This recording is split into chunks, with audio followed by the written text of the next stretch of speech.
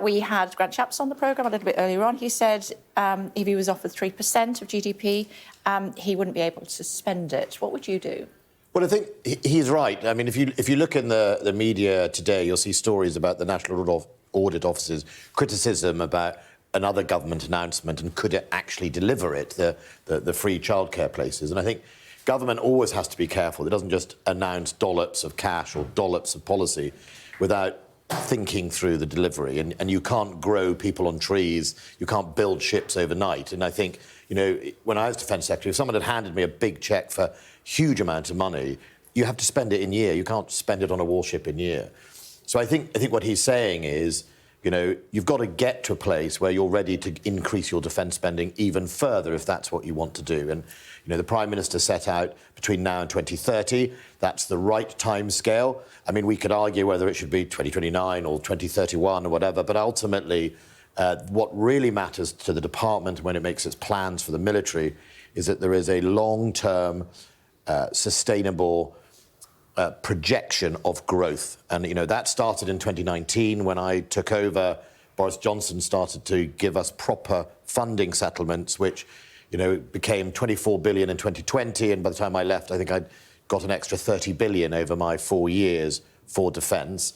And if you compare that to the previous sort of 2 decades, it was always down, down and down. You know, Labour took it from 3% of GDP to 2.5%.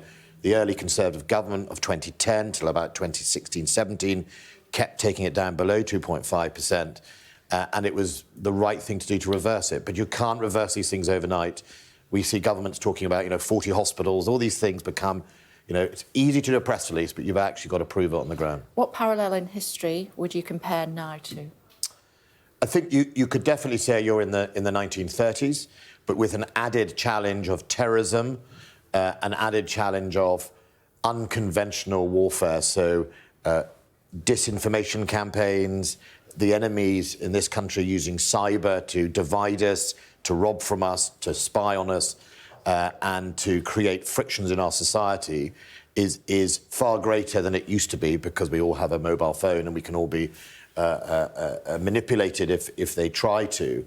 So I think we are in a world where the peace we sort of took for granted from 1991 to now is coming to an end, and that was the abstract rather than the norm.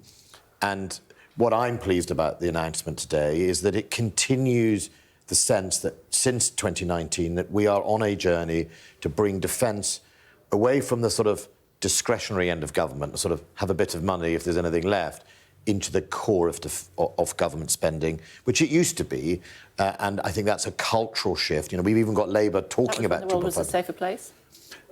Yeah, I mean, look, in 1991, when the Soviet Union collapsed, it was quite right, the taxpayer got a peace dividend. You know, we'd spent 4, 5, 6% of GDP over the decades, the world became safer, and they got a peace dividend, and we reduced the size of our armed forces.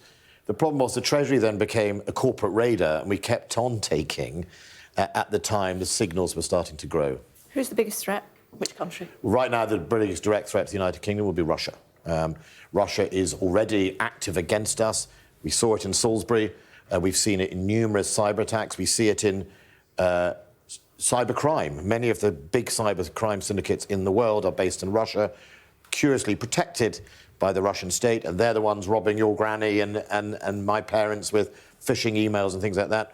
So Russia directly challenges us at all levels. And, of course, what it is doing in Ukraine is a direct threat to us and the wider Europe. That's number one. Terrorism hasn't gone away. Whatever your position is on Gaza, the recruiting sergeants of terrorists and the radicalisers will be using Gaza to spread in my constituency and all over the United Kingdom fear and division. And we see that on our streets. So terrorism, I'm afraid, is growing in some parts of the world. In Africa, it's growing. So that hasn't gone away. And obviously we see Iran and the Houthis. You know, we've had British ships with missiles fired at it pretty recently, and that's the challenge. I thought you were going to say China. The rise of China is growing. China right now threatens the United Kingdom insofar as challenging international rule of law, freedom of navigation in the South China Sea, what it's been doing in Hong Kong, human rights challenges. And the reason I used to say that by 2030 there's going to be either a cold or a warm war somewhere that will affect us, we should prepare. What does that mean, a warm war? an actual hot conflict. I Okay. mean, going to war. Got it. Maybe not Britain, but it will affect us because both China and the United States planning timelines for some form of friction or conflict when China's military forces are ready and scale is towards the end of the decade. Do you regret standing down? No, Why not? I did.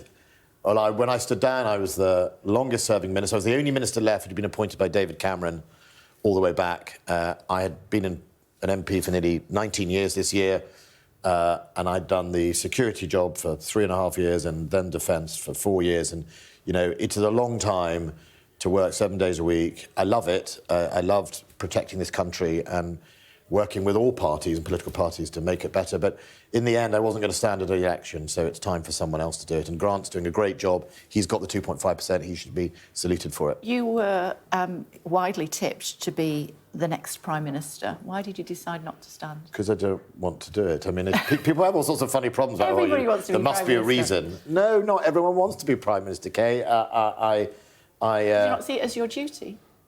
I thought, I've served my country in the army. I did Defence Secretary. I think people would question my duty. I loved being able to contribute, but it has to come to an end. I didn't want to be Prime Minister.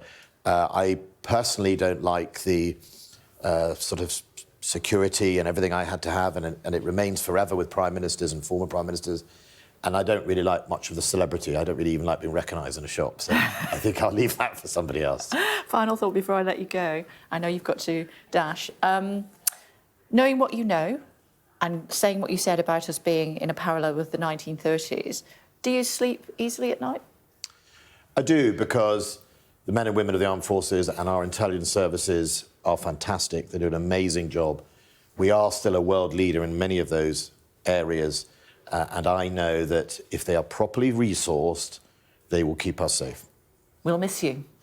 Enjoy your retirement. Thank you very much indeed. Thank you.